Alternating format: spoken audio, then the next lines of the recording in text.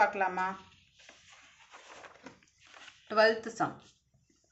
ஒரு கூட்டுத்தொடர் வரிசையின் 6வது மற்றும் 8வது உறுப்புகளின் விகிதம் 7:9 எனில் 9வது மற்றும் 13வது உறுப்பின் விகிதம் காண்க அப்படின்னு கொடுத்துட்டான். The ratio of 6th and 8th term of an AP is 7:9. Find the ratio of 9th term and 13th term அப்படின்னு கேட்டிருக்கான். சாரி 6வது மற்றும் அதாவது 6th and 18th டேர்மோட ரேஷியோ கொடுத்துட்டாங்க. இப்போ 9th and 13th டேர்மோட ரேஷியோ என்னன்னு கேட்டிருக்காங்க. சிம்பிள், அவ்வளோதான். அப்போது ரேஷியோவை வந்து நம்ம டிவிஷனில் அதை எழுதலாமா?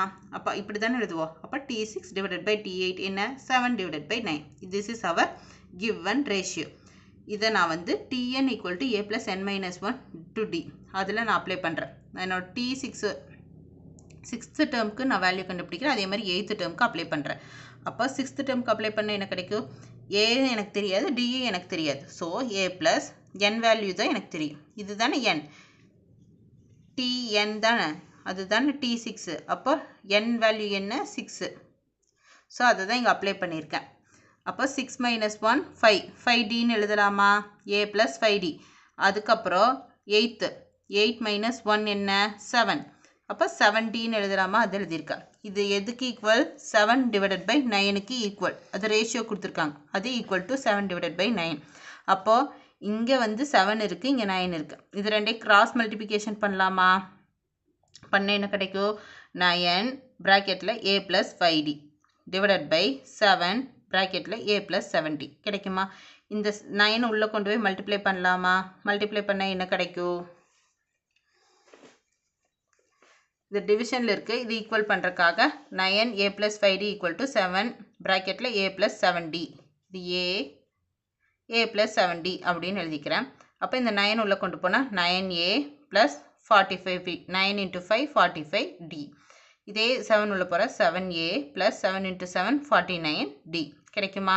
இப்போ ஏல ஒரு சைடு டிஎல்லாம் ஒரு சைடு வச்சுக்கலாமா? அப்போ 9A - 7A இங்கே இருக்க +7A இந்த பக்கம் வந்துச்சுன்னா -7A ஆகும். 7A = 49D. இந்த பக்கம் இருக்கிற ப்ளஸ் இந்த பக்கம் போச்சுன்னா மைனஸ் ஆகும். -49D. அப்போ 49 - 45 என்ன? 4. அப்போ 4D. அப்போ 9A - 7A என்ன? 2A. அப்போது A இந்த பக்கம் வச்சுட்டு இந்த பக்கம் 2 கொண்டு போகலாமா? அப்போ A = 4/2 2 4 எவ்வளோ டைம்ஸ்? 2 டைம்ஸுமா? அப்போ 2D. A = 2D. இதுதான் நம்மளோட A வேல்யூ. இப்போது இதை வந்து நம்ம இந்த ஈக்குவேஷனில் சப்ஸ்டியூட் பண்ணலாம். அப்போ T9 வேல்யூ தானே நமக்கு. T9 T13க்கு தானே நம்ம கேட்டிருக்காங்க. அப்போது T9 T13 கண்டுபிடிக்கலாம் A வேல்யூ சப்ஸ்டியூட் பண்ணி. அப்போது A வேல்யூ என்ன? 2D + 9 - 1 8 8D = T9 = 8 + 2 10 10Dயா? T9 வந்து 10Dன்னு கண்டுபிடிச்சிட்டேன். 13th டேர்முக்கு என்னென்னு கண்டுபிடிக்கலாம். அப்போ A + 13 - 1 12 12D. அப்போ A வேல்யூ என்ன? 2D. அப்போ 2D + 12D என்ன? 14D. அப்போ 13th டேர்முக்கு என்ன? T13 = 14D. இது 13th டேர்மோட வேல்யூ. இப்போ இது நம்ம இப்போ ரேஷியோவில் கன்வெர்ட் பண்ணுறதுக்கு நம்ம எழுதலாமா? அப்போ T9 / T13. அப்போது 10D / 14D. இது கேன்சல் ஆகுமா? அப்போ எந்த டேபிளில்? செகண்ட் டேபிள் ஆகும். அப்போ 7 × 2 14. அப்போ சாரி 5 × 2 10. ஸோ செகண்ட் டேபிளில் போச்சுன்னா 5/7 ஆகும். அப்போ DU காமனாக இருக்குது. ஸோ கேன்சல் ஆயிரும். அப்போ 5/7. அப்போ T9க்கு என்ன? 5 T13 வந்து 7th. ஸோ அதோட ரேஷியோ இதுதான். அப்போ therefore the ratio is T9 = T13 என்ன? 5:7 கண்டுபிடிச்சாச்சு. இதுதான் நம்மளோட ஃபைனல் ஆன்சர்.